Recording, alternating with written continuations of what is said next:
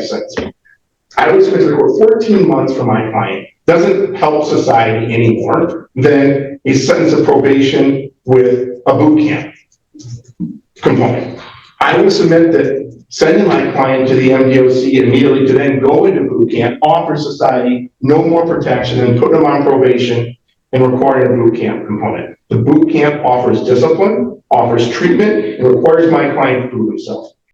Mr. Rakowski, anything on behalf of the people, this is a victim's rights case, and please, Ms. or whomever, please silence your phone. Mr. Rakowski. Your Honor, Deputy Wells and myself have talked multiple times on this case. I knew he wanted to be here at the last sentencing. I'm not sure where he was today, but we've had conversations about this circumstance and how it's affected him. I would point out to the court that I understand what Mr. Trippleson's saying, and I would equate it very similar to the use of alcohol, which you can use legally, yet if you get behind the wheel and you drive and you injure somebody, it's no excuse. And the same thing here. Even though it might have been legal to buy, he bought this stuff, he used it, and put a lot of people in fear at the campground to the point where the police were called and Deputy Wells arrived, and Deputy Wells is trying to deal with Mr. Flory, and when he's dealing with him, he's not getting, the compliance with the defendant. And in turn, the defendant had punched him, bloodied his lip. And so from that struggle, and he had to be tased by, I believe it was Sergeant Woodward when he got there. We looked at the guidelines, and in the recommendations, I see the recommendations, although the guidelines aren't the same now, they were 19 to 5 years on count one and 19 to 4 years. They're different grids. So I would look at the idea that the recommendation made for at least count 3, which was the RO causing injury, took that into account, that it was not at the low end of the guidelines, but was somewhere in the middle of the guidelines. And we would ask to continue with that one. I mean, we know the guidelines are now 14 to 29, but we're asking the court to consider that. As far as the SAI, court's practice has been, and we would agree that it would be in this case, that if the Department of Corrections is where Mr. Flory goes, that the Department of Corrections will score him and determine whether or not SAI is appropriate. They can reach out to the court and ask for that permission. So otherwise, we'd ask you to adopt the recommendations as set forth.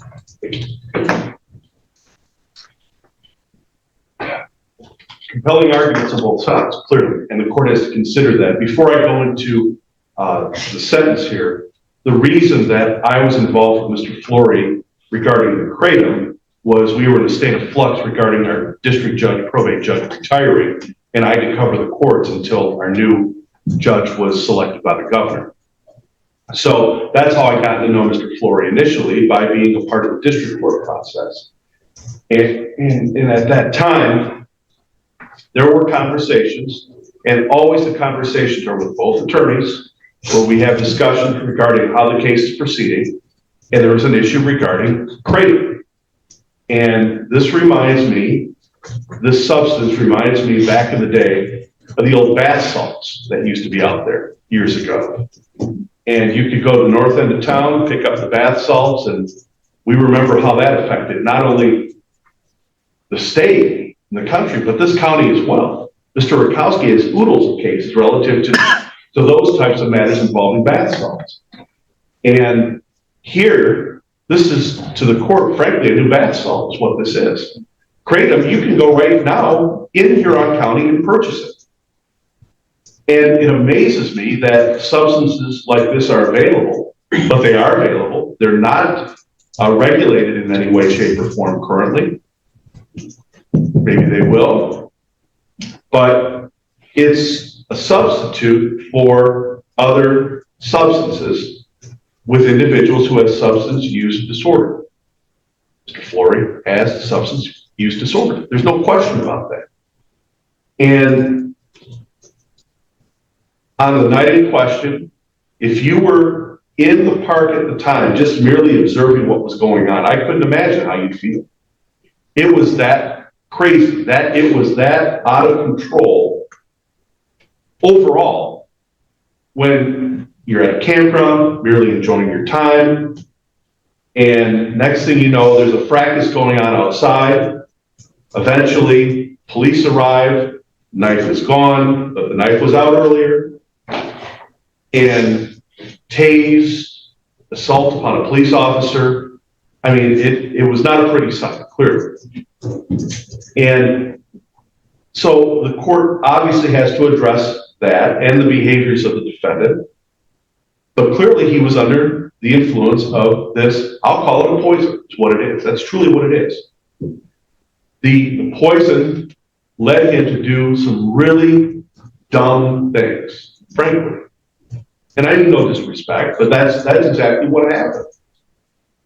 And we have an individual who is a high school graduate, gainfully employed, no prior felony record at all.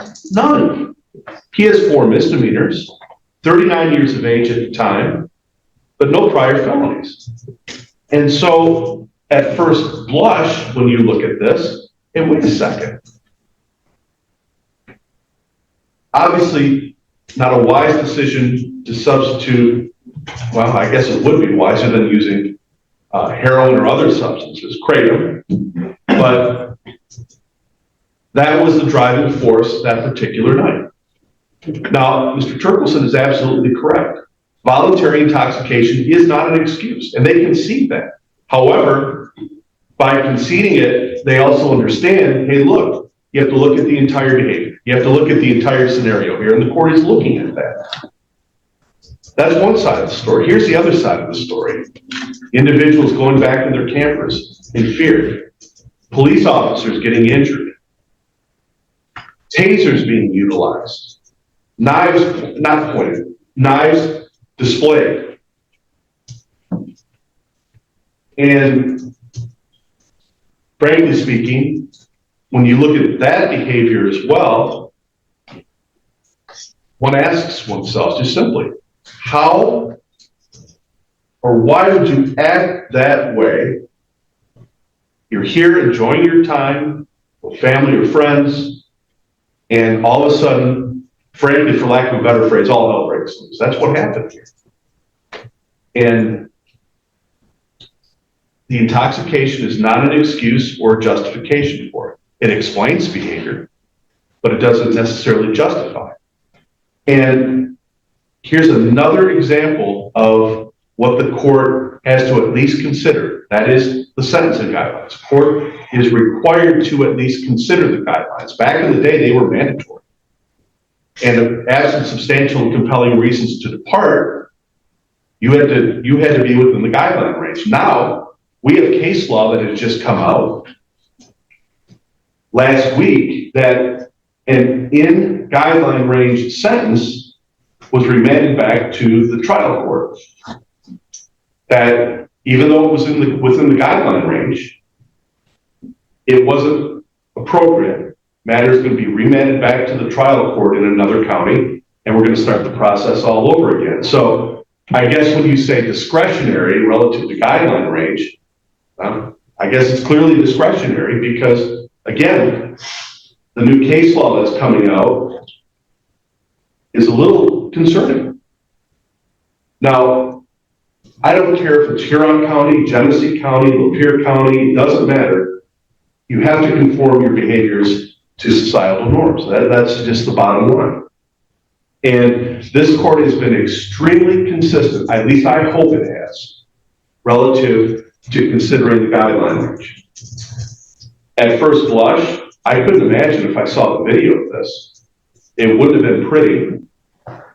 And the court could sentence to 29 months. 29 months to 5 years, at least on count 1. 29 to 4 years on count 2. But the court is balancing all that because when you consider the guidelines, you consider the terrible decisions made by the defendant, but the changes that have been happening, there's been some positivity to warrant at one point, not 29, not the midpoint, but what the court finds to be, and this is just remaining on consistency, number one, and fairness to any individual that comes before this court. is some sort of consistency that when you understand you come before this court, this is likely what's going to happen. And when I consider all that, and I consider the defendant's behaviors since then, and the guideline range now is not 19, it's 14. The court could depart lower and give 12 months in the county. Sure, it could.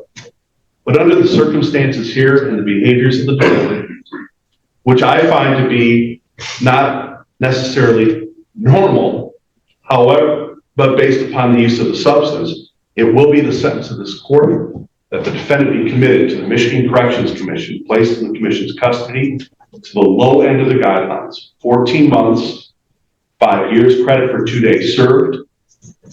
That's just to count 1, count 2, count 3, the RNO causing injury. Again, 14 months to 4 years credit for 2 days served. Count 6, the indecent exposure. 365 days county jail, credit for 2 days previously served. $186 in state costs will be ordered as well. However, it's my duty to inform the defendant he has right to seek leave to appeal. If he's financially unable to provide counsel of his own choice, the court will assign counsel for the public expense. He's conditioned to receive the questionnaire, form requesting the assistance of counsel, both of which must be executed under oath and filed with the court within 42 days.